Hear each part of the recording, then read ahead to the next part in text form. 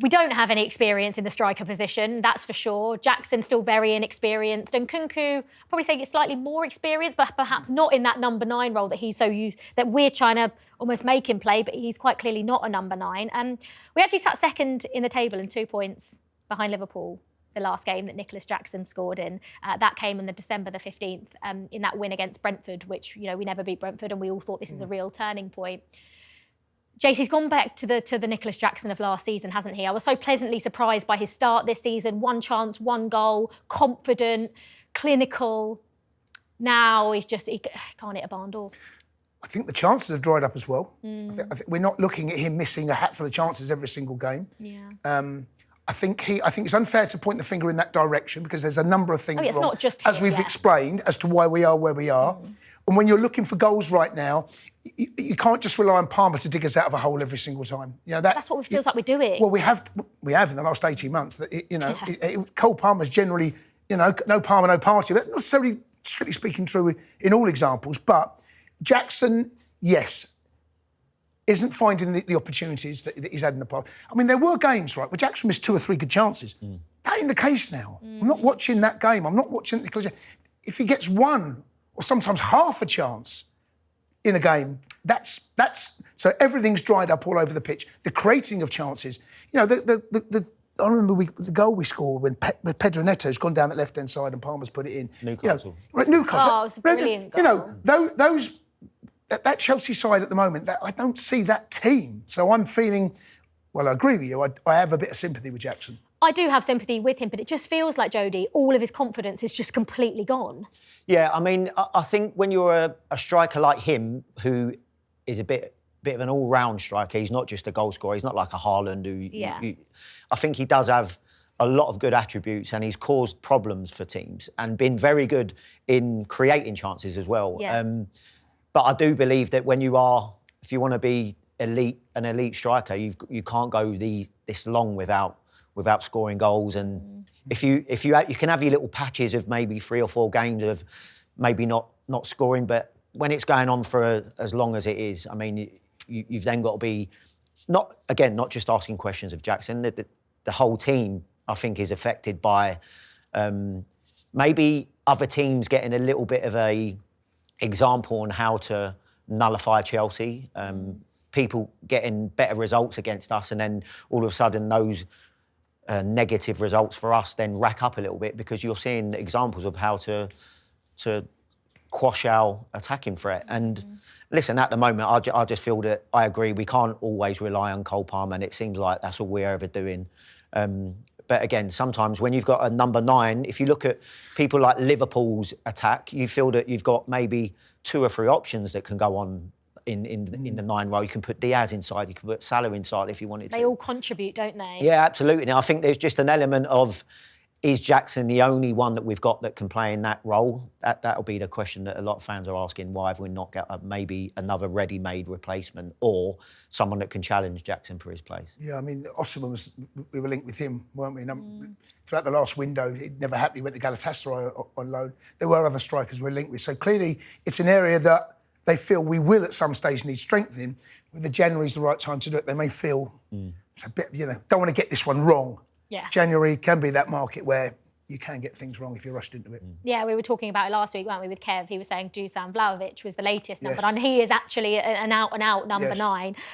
But whether or not that will happen, probably unlikely, I imagine, in January.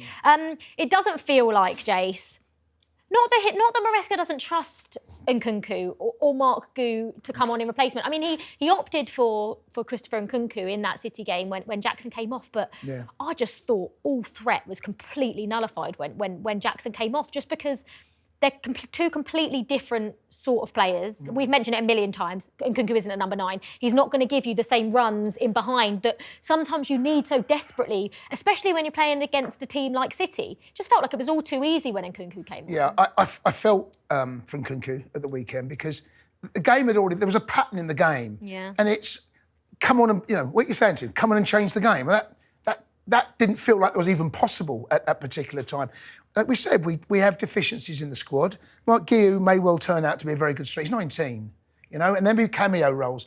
Going back to the Crystal Palace game, he chose to bring Guillaume on instead of Nkunku. So he's still not quite sure as to what my best option is. I'm not sure there is a best option. I'm not sure the option off the bench is he's got to come on, he can change the game. Yeah, I mean, the thing I like about Marc Gu, I'm not saying, you know, he's a great replacement for Jackson. If we need a goal and Jackson looks tired or whatever, he's going to come off. But I do like that he's a number 9. And I think when you watch him play, he is going to be that person that does make those runs in behind and acts like a number 9. And I think sometimes that's what we need. But like Jason says, it doesn't feel like he trusts either of them. Well, yeah, I mean, we've said it before on this show that we're actually surprised sometimes on how long we wait to make some of those changes, and especially the attacking ones, because when you have got the plethora of talent we've got in attacking areas, okay, they might not suit maybe what Enzo's looking for at times, but then you absolutely, can they be made a little bit earlier? For me, yes, but unfortunately, maybe not the type. And I agree with you that against City, you need more runs in behind. Yeah, I mean, there has been talks of a Garnacho and Nkunku swap deal. Jace, there is no way we are looking at that game specifically against City and going, another left winger that's inexperienced, that's inconsistent, is exactly what we need. Please. It ticks the boxes. Ticks all the boxes that we don't need. You go back to recruitment, how this has been set out in the last 3 transfer windows. This is how... I feel desperately sorry for Nkunku because he starts in most Premier League sides. Yeah. And we had this conversation before. He looks drained of confidence. I don't find a natural place for him in this side unless you drop Palmer, and that's simply not happening. So I feel that he is surplus to requirements. I think he looked the way that the Man United player, I think Amorim might be looking at that thinking, wouldn't mind that bit of trickery in around that area. We can drift in from Garnacho. I think he gets a lot of stick. I mean, I'm quite surprised how much the Chelsea fans on social media or ones that phone talkSPORT are dead against it. Depends what the price is. Is it because of what I just said, though? He is another player that's inexperienced, that has had issues with the manager before. He's been left out of Man United squads for whatever reason. But also, he's inconsistent. His decision-making isn't great. It's almost like we don't need another player, which is very similar to the wingers we've already got. I know, with the Mudryk situation, agree with you. The Mudryk situation may well force them because we don't know what that B sample looks like. He could well be missing for... That could be it, couldn't it? Well, I wouldn't want to speculate about how long he's going to be out, but that, I think, is probably... Even though we spent so much money, we've only got Neto and Noni on the right, and we've only got Sancho or Neto on the left. So we are, in actual fact, a little bit light out. Who else can play out there? We've got 2 positions and 3 players. Well, you can play Cole out on the right as well. Palmer. Yeah, well, you could, but then... For me, I'm with you, Liv. I'd be really surprised, especially if we're going to go and spend big money for him. That, again, that for me, I'd be like, I think we've got other areas that need more work. 100%. And the figures being bandied about, I'd be extremely surprised. But I've been surprised quite a few times. Yeah. I mean, for Christopher Nkunku, for him, he's probably looking at this going, actually, this could be a good move for me because he hasn't been playing very much. He's quite clearly not happy. But my only worry is, when I look at that Man United team, is where is he going to play? Because that's not a problem, Liv. If he goes there, it could be the same situation. Because they've got Bruno in at number 10, like that sort of role that he would play. They're still struggling to come to terms to adapt. Oh, yeah. I mean, would Nkunku be open to moving to United, do you think? If I was him and the rumours were true being linked with Bayern, I know where I'd... I think he does want to go. I think he made it clear he does want to go to Bayern, and maybe that is the best option for him. But I don't want to improve Man United, and I think he would. I think the time has come for him on a personal note, for him to seriously think about what's happening over the next 18 months. Yeah, he's too good a player to be left on the bench all the time. Yeah. And playing in the Conference League, no disrespect to that competition.